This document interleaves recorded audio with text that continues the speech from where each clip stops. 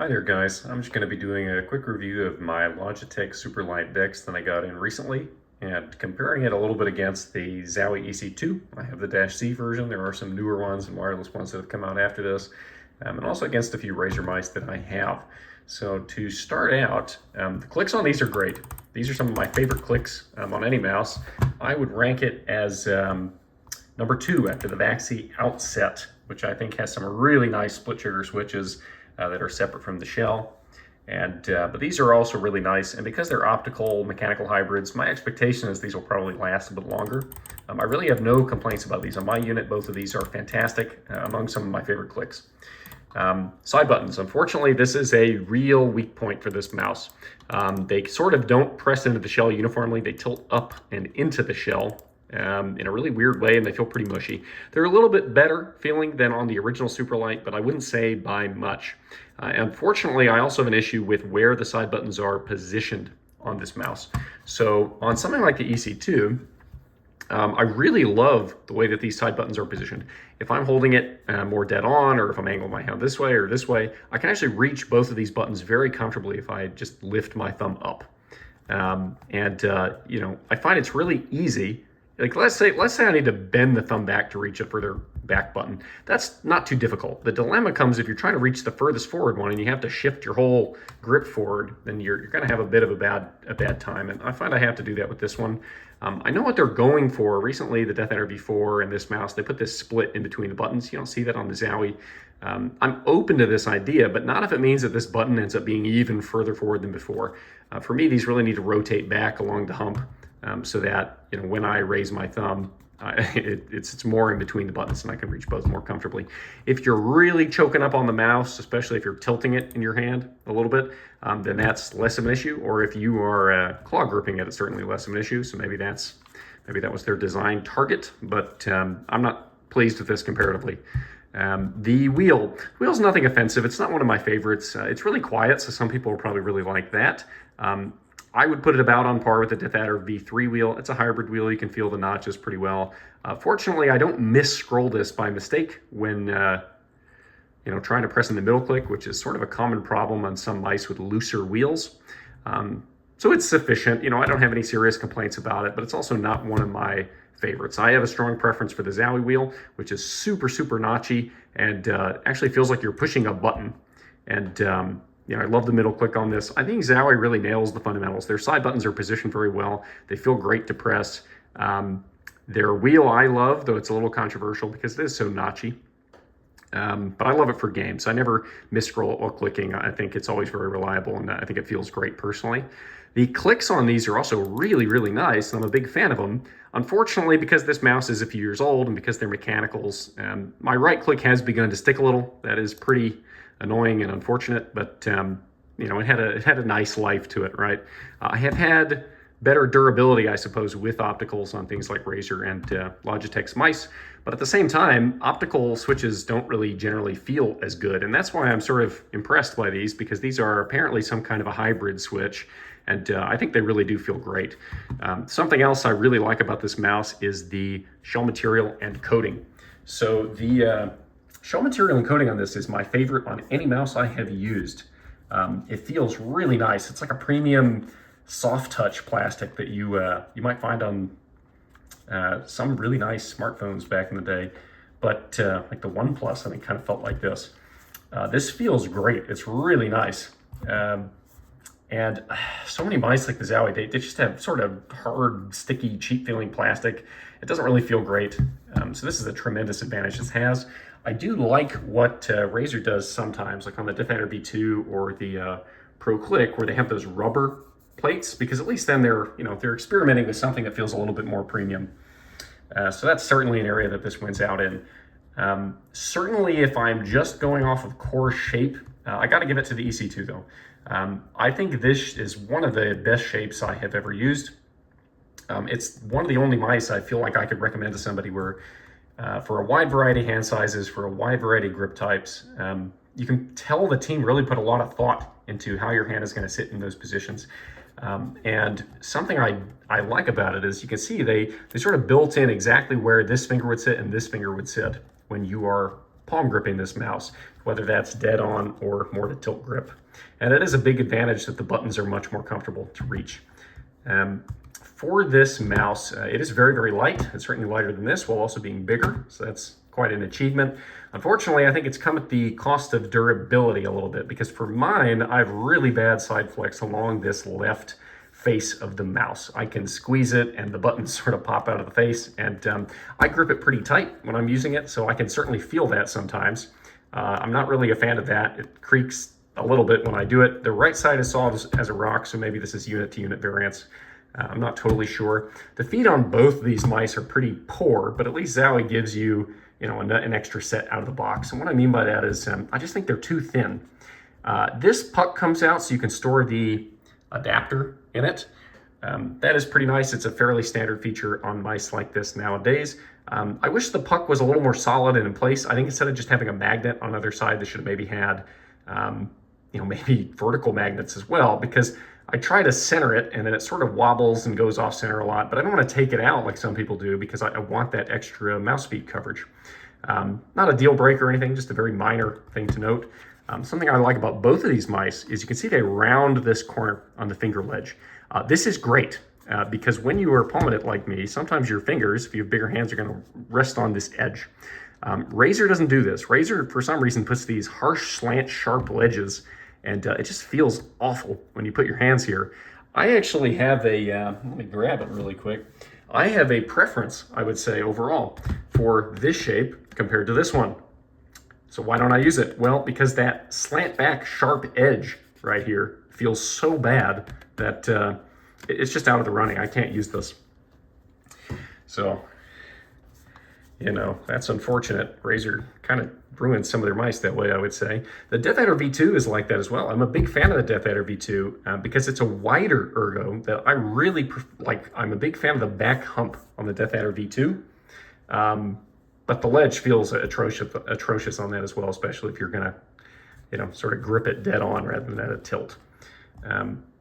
Overall, I like this shape more, but unfortunately, this mouse I find is a little too small for me. This is a bigger mouse that sort of sits in that range where it's in between the EC2 and the EC1, just like the Death Adder V3 is. So, in that sense, I think if you're somebody where you are like me, where you found, your hands are just a little too big for this and a little too small for the EC1. The EC1 is like NBA basketball player big, and it sort of forces your fingers up in a way that's uncomfortable if you hold it like me, where you align this part of your finger down on the peak hump of the mouse. So, this is most similar, I'd say, actually to an outset in shape because the back sits pretty high. I like this shape more than the outset because it's a little bit longer, and the peak sits a hair lower. My preference would have been for the height to sit a hair lower, maybe pull this curve in a hair, and then make it a little more supportive on this side. And the reason for that is because if you are holding it dead on, where you're more angling your hand like this, as opposed to a tilt grip, where you're aligning with this aggressive groove here, you can feel pockets where you don't really have that support coming in from the side, because it is very subtle on this side while being very aggressive on this side. I prefer the balance that they achieved on the EC2. You can see that this flare is a little bit less aggressive, and I think that how it supports your hand is actually really nice. The dilemma is it's so small that I sometimes feel my fingers almost want to curve under it, right? So a theoretical EC 1.5 I think would be bang on, but it doesn't exist. So you're sort of left for hunting those in-between mice and going with the best one you can. And that would be maybe the Model D, Superlight DEX, the Death Adder V3, things like that. Mice like the Pro Click are really interesting to me because I think this shape is fantastic. Notice how on this and on the 502 as well, this right click extends further out than the left click. That makes a lot of sense to me because your middle finger is longer than your pointer. However, it's quite rare for mice to do that for, whatever reason. And the reason this isn't on my desk primarily has to do with two things. One, this middle mechanism that they've added is pretty jank. This button sticks out really, really far when you put this in the notchy mode, and it hurts. It's kind of sharp and uncomfortable. Also, it has the classic Razer problem where they don't round the edge. It's a sharp edge like everything else. So unfortunately, that sort of kills this mouse. Doesn't have the best side buttons either.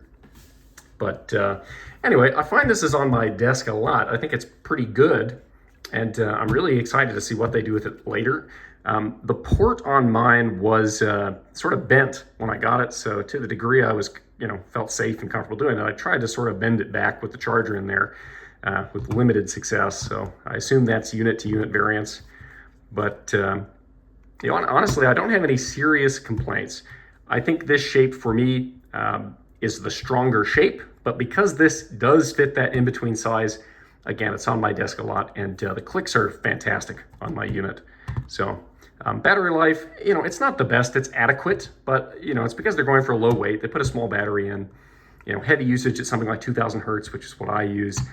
It's going to run it down. You're going to have to charge it. I charge mine maybe after a week of heavy use, or maybe after 2-3 weeks if I'm not using my PC as much. Something like a MX Master or the Pro Click, those are going to have much better battery life, but they're running at much lower polling rates, and they're a lot heavier, right? So it's just a different class of performance and usage needs, things like that. So honestly, I found it really kind of awkward to claw grip this at first, and I don't claw grip normally. To make it work, I think you have to tilt grip it like that and then choke up on it a little bit more. And then you can see this wide flare here is very supportive. I assume that is actually maybe the core type of grip they were going for when you consider how these buttons were positioned, right? And I think these side buttons really are the biggest deal breaker on the mouse for me. It's just that, there's a big difference between having one side button functionally and having two. And also these just feel 1,000 times better. So unfortunately, I'm kind of bummed that this click has started to stick on mine, but it is several years old and I've put it through its paces, so not too bad of a critique or anything like that. But I think they mostly did a pretty good job. For me, the dream would be, okay, lower the peak head, pull this in a hair, make this a little more supportive, and then lengthen this right click out. But, honestly, it's not too bad. I like it a lot. So I don't know that it's going to be my main necessarily. We're going to see about that. But it is mostly a pretty good mouse if you can get a good price on it. I think that's the other problem with this. This is a ridiculously expensive mouse at MSRP. I mean, you're spending, what did they launch it at, $180? I got mine for $130-ish over Black Friday. And for that price, I still think it's pretty steep, Something I would love to see are wired versions of these, because I don't actually mind cables as long as they're good, flexible, high quality cables. So the Death Adder V2 wired had a great cable, one of the best. I think it was very flexible. It never got in my way. It supported 1,000 hertz polling, fair enough. This cable on the EC2, I also think is a very good cable. Now, the Death Adder V3 has an atrocious cable on the wired version. It's awful. So I couldn't recommend the wired version of that mouse, but I think doing those kind of things is a way for them to sort of bring costs down and make these more accessible to some people. And then you also don't have to charge it, right? So it goes the extra mile and they kind of tilt the cable up. That's a nice detail, I think. But yeah, I think if you're in the camp as me, this is a strong option to consider. And I played through RoboCop with it recently, and I had a great time. So thanks for your time. I hope that helps. It is very, very light, I gotta say. But I'm not the biggest Grinch when it comes to weight, right? I think there's a big difference between something that's 120 grams and something that's 80 grams. But once I hit that 80 grams territory, at that point, it's all about build quality for me. I'd rather have something that feels more durable in the hand, and I'm so glad they didn't put holes in this shell. That's just something I can't stand personally. What would have been nice, I think, would have been to have more of a recessed button sit here in between these clicks. The problem with how they did it here is that this thing juts out and is sharp and doesn't feel good in your hand. It's not also a bindable button, of course. It's for the wheel control on that. But the Death Adder V2, for example, had some buttons that I think felt great and were pretty recessed. If your hand sat atop them or grazed them or crossed them, it didn't feel too bad. But I think that would just give this mouse more functionality. So that's how I feel about it. I'm excited to see future versions. I think it could be improved even more. For me, I'd like to see a few shape tweaks, but overall, it's a pretty good option if you have a similar hand size to mine. So thanks for your time, and have a good one, guys. Man, this shape is good, though. They really knocked it out of the park with this. Vaxi copied this recently, and their version I like less because they made the finger ledge part over here smaller.